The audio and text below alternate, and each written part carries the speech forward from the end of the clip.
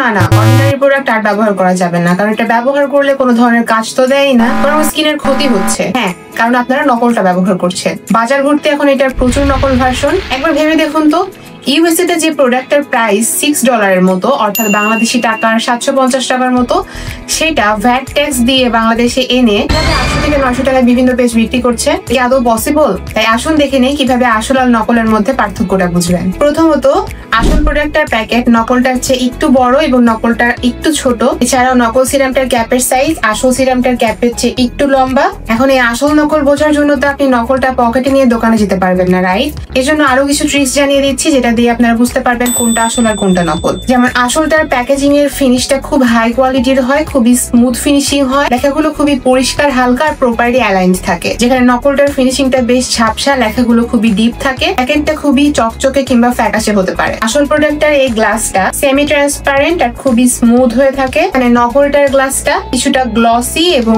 Plane হয়ে থাকে। টেক্সচারের কথা যদি বলি, নকলটার টেক্সচার খুবই রানি টেক্সচারে হয়ে থাকে, একদম ওয়াটারের মতো। এই যে দিলাম, একদম পড়ে গেল, মনে হচ্ছে একদম পানি। যেখানে আসলটা দেখতে একটু ঘোলাটে টাইপের হয়ে থাকে এবং এটার টেক্সচারটাও এত বেশি রানি হয় না। অ্যাপ্লাই করলে মনে হয় যে খুব হাইড্রেটিং কিছু একটা অ্যাপ্লাই করা হয়েছে। আমার মতে এত ঝামেলা না করে একটা অথেন্টিক পেজ থেকে পারচেস করাটাই বেটার, কারণ এত কিছু চেক করে আসলে কেনাটাও খুবই হ্যাসেল। আর একটু সামান্য ভুল হয়ে গেলে আপনি আপনার এতগুলো টাকা নষ্ট করে নকল একটা প্রোডাক্ট কিনে নিয়ে চলে আসবেন, আপনার স্কিনটাকেও ড্যামেজ করে খুব বাজে অবস্থা করে ফেলতে পারে। কার্নেশিয়া কিন্তু ইউএসএ থেকে 100% অথেন্টিক দ্য অর্ডিনারি সিরামটা ইম্পোর্ট করে থাকে। তো এত চিন্তা না করে আপনারা ডিরেক্ট কার্নেশিয়া থেকে অথেন্টিক নাইসিলামাইড সিরামটা পারচেস করে ফেলতে পারেন।